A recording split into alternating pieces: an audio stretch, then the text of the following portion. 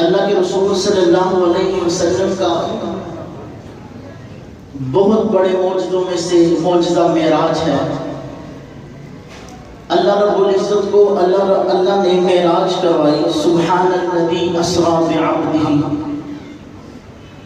سپاک ہے وہ ذات جس نے اپنے بندے کو سیر کروائی، بلندیوں پر لے گیا۔ معراج کا معنی ہے، علماء بیٹھے ہیں، بلند ہونا، اعلیٰ ہونا۔ اور جس کو معراج کروائی وہ اس کے بارے میں اللہ کا قرآن کہتا ہے وَرَفَعْنَا لَكَ ذِكْرَكَ، اس کی بلندیوں کی کوئی انتہا نہیں۔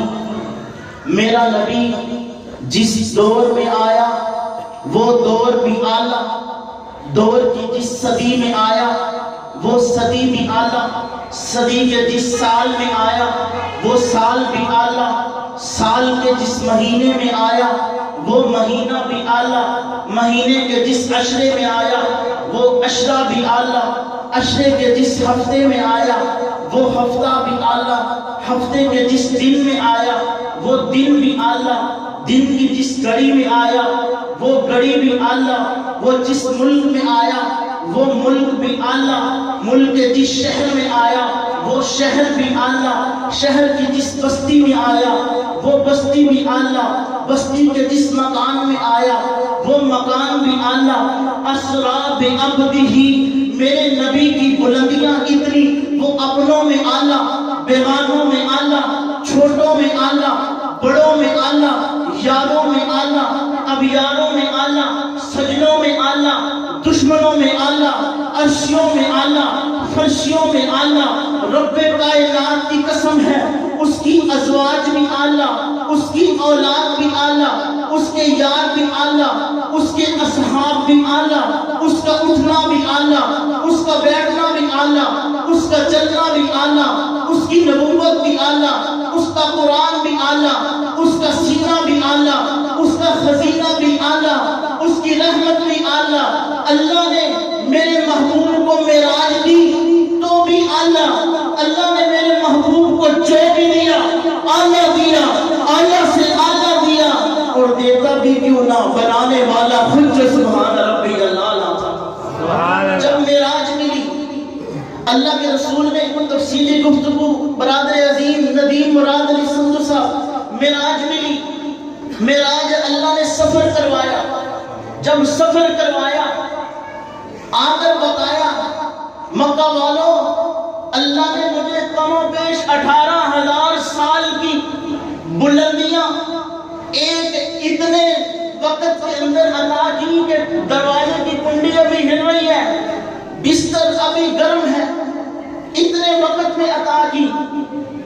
کفار مکہ نے پروپیگنڈا کیا کہ جو اللہ کے رسول کے حمایتی ہیں ان کو دور کرنے کا وقت آ چکا ہے۔ دروازے پہ دستک دی، جناب صدیق اکبر رضی اللہ تعالی عنہ باہر تشریف لے کر آئے، آ کر عرض کیا صدیق ایک بندہ 18,000 سال کا سفر چند منٹوں کے اندر طے کر سکتا ہے؟ حضرت صدیق اکبر نے کہا لا، نہیں کر سکتا۔ مسجد حرام سے مسجد اقصی، پھر پہلے آسمان، دوسرے آسمان، تیسرے آسمان کو عبور کرتا ہوا عرش معلیٰ کے اوپر جا سکتا ہے؟ فرمایا لا، نہیں جا سکتا۔ جب ابو جہل نے یہ بات کی تو اس نے سمجھا کہ اب صدیق کو ورگلانا آسان ہے۔ فرمایا تیرا دوست اللہ کے رسول جس کا تو کلمہ پڑھتا ہے وہ تو یہ کہتے ہیں میں اتنی دیر کے اندر معراج کر کے آیا ہوں۔ فرمایا صدیق کہتے ہیں وہ کہتے ہیں تو ممکن ہو سکتا ہے اللہ کے رسول صلی اللہ علیہ وسلم کو یہ معراج تھوڑے وقت کے اندر عطا ہو سکتی ہے۔ یہ میرے نبی کی بلندیاں ہیں، یہ میرے نبی کی اعلیٰ ہونے کے اوصاف ہیں۔ پھر اللہ کے رسول صلی اللہ علیہ وسلم نے معراج کا تحفہ نماز کی صورت میں میرے اور آپ کے دامن میں ڈال دیا۔ 50 نمازیں اتری، 50 نمازوں میں سے جب چھٹے آسمان پر حضرت موسیٰ علیہ السلام تھے، اے موسیٰ نے کہا یا رسول اللہ صلی اللہ علیہ وسلم میری امت کے اوپر صرف 2 نمازیں تھیں، آپ کم کروا करवाई, फिर 5 करवाई, फिर 5 करवाई, 9 चक्कर लगवाए, 5 रह गई। मूसा ने कहा या रसूल अल्लाह फिर जाइए। फरमाया अब मुझे जाते हुए शर्म आती है। अल्लाह ने फरमाया मेरे महबूब मेरी उम्मत को 5 नमाजों का तोहफा दिया है, अगर ये 5 भी पढ़ेंगे तो कल क़यामत के दिन इनको 50 नमाजों का अजर मिलेगा। कहते सुभान अल्लाह। अल्लाह के रसूल मेराज का सफर करने के लिए गए, जन्नत की सैर करवाई, दोज़ख का मुशाहिदा करवाया। एक बंदे को देखा, एक बंदा उसके सर के ऊपर भारी पत्थर, वजनी पत्थर उसके सर के ऊपर मारता है फरिश्ता, उसका सर कुचला जाता है, कीमा हो जाता है सर का, चीखो पुकार करता है, अल्लाह के हुक्म से फिर उसका सर ठीक होता है, फिर वो मारता है। फरमाया जिब्रील है ये कौन बदबख्त है?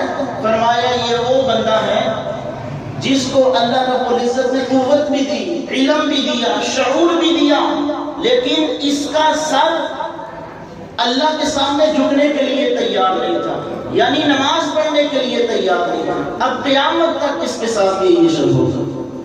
तो अब अल्लाह रब्बुल इज्जत ने सब हमें जो तोहफा दिया, अल्लाह ने फरमाया मेरे महबूब क्या लेकर आए हो? फरमाया अस्सलात अत्तहियातु लिल्लाह वस्सलावातु लिल्लाह। ऐ मेरे मौला तमाम कोली बातें, मेरी नफली बातें, जुबान से बोली हुई बातें सारी तेरे लिए हैं। फरमाया क्या लेना चाहता है? फरमाया मेरी उम्मत के लिए कोई तोहफा दे दीजिए। अल्लाह ने हमें उम्मत को नमाज का तोहफा दिया, और ये नमाज का तोहफा ऐसा बरकत वाला तोहफा है कि जो मुश्किल वक़्त हो, अल्लाह के रसूल सल्लल्लाहु अलैहि वसल्लम ने नमाज की तलकीन की, और ये नवाफिल और नमाज की बरकत है कि वो काले रंग का बिलाल है, होंठ भी काले हैं, रंग भी काला है, नस्ल अपनी नहीं अजमी गुलाम है, बाप भी गुलाम, दादा भी गुलाम, रंग भी काला, कोई पास बैठाने के लिए तैयार नहीं।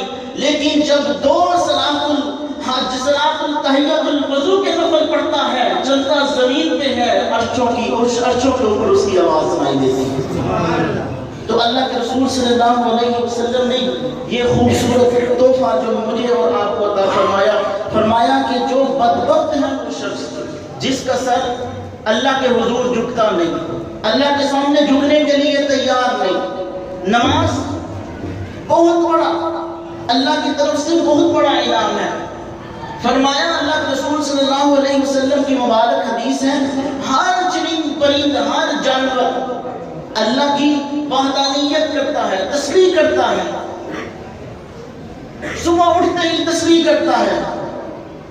तो जो बंदा सुबह उठकर सजदा नहीं करता, गोया कि वो चरजऊ, खंजीर और कुत्ता जैसा गलीज जानवर है, उनसे भी बदतर है। अल्लाह के हजरत शेख अब्दुल कादिर जिलानी रहमतुल्लाह अलैह फरमाते थे कि बेनमाजी को कर्ज ना दो, जो अल्लाह का कर्ज अदा नहीं करता वो आपका कर्ज अदा कैसे करेगा। और अल्लाह के रसूल सल्लल्लाहु अलैहि वसल्लम ने फरमाया कि जो नमाज पढ़ता है, नमाज का एहतमाम करता है, बगैर हिसाब किताब जन्नत में दाखिल कर दिया जाएगा। और दूसरा इनाम जो फरमाया कब्र में रखते सारी जन्नत के दरवाजे खुल जाएंगे, हद्दे निगाह तक कब्र कुशादा कर दी जाएगी। इसके बरक्स जो बेनमाजी है, अल्लाह के रसूल सल्लल्लाहु अलैहि वसल्लम ने फरमाया रखते सारी उसके ऊपर अज़ाब कब्र मुसल्लत कर दिया जाता है, कब्र का अज़ाब मुसल्लत कर दिया जाता है। और कब्र के अज़ाब में से इसलिए मुहक्किकीन मुफस्सिरीन फरमाते हैं कि बेनमाजी ऐसा बदबख्त इंसान है कि इसको मुसलमानों के कब्रिस्तान में भी दफन नहीं करना चाहिए। क्यों? रखते सारी जब इसको अज़ाब कब्र होगा, जो नेक रूहें हैं जो आराम कर रही हैं उनको भी तंगी होगी, उनको भी परेशानी का सामना करना पड़ेगा। एक सहाबी आए अल्लाह के रसूल सल्लल्लाहु अलैहि वसल्लम। तो मेरे दोस्तों, मेराज का सबसे बड़ा तोहफा जो मेरे और आपके लिए है वो नमाज है। अगर हम नमाज को सीने के साथ लगा लें, दुनिया की कामयाबी, आखिरत की कामयाबी। एक सहाबी आए अल्लाह के रसूल कुछ वक़्त चाहिए, अल्लाह के रसूल सल्लल्लाहु अलैहि वसल्लम ने फरमाया सहाबी बताइए कौन क्या वक़्त चाहिए? फरमाया कुछ नसीहतें लिखवानी है। अल्लाह के रसूल ने फरमाया आ जाइए। फरमाया कुछ वक़्त दीजिए मैं घर से होकर आऊँ। घर के उस वक़्त चमड़े के ऊपर लिखा जाता था, बड़ा चमड़े का एक वर्क उठाकर بڑی مشکل سے اٹھا کر ہاتھ میں کلمے لے کر آئے، اللہ کے رسول آج ساری نصیحتیں لکھوں گا جس سے میں کامیاب ہو جاؤں دنیا کے اندر بھی آخرت کے اندر بھی۔ اللہ کے رسول صلی اللہ علیہ وسلم نے فرمایا کلموں کو سائڈ پہ رکھ دو، یہ جو تم نے اٹھایا ہوا ورق ہے چمڑے کا، اس کو بھی سائڈ پہ رکھ دو، ایک نسخہ پکڑ لو۔ فرمایا دنیا کے اندر اللہ نے نماز ایسی چیز عطا کی ہے، اللہ نے دنیا کی کامیابی بھی نماز کے اندر رکھ دی ہے، آخرت کی کامیابی بھی نماز کے اندر رکھ دی ہے، دونوں جہانوں کی کامیابی نماز کے اندر رکھ دی۔ تو معراج کا سب سے خوبصورت اور سب سے بہترین تحفہ جو ہے وہ نماز ہے دوستو۔ نماز ہر کامیابی کا پہلی سیڑھی نماز ہے، اللہ کے رسول کی آنکھوں کی ٹھنڈک نماز ہے۔ اللہ مجھے اور آپ کو اس نماز کی پابندی کرنے کی توفیق نصیب فرمائے، اور اس محفل کی برکت سے جتنے اللہ رب العزت کل قیامت کے دن میری اور آپ کی نجات کا ذریعہ بنائے۔ وآخر دعوانا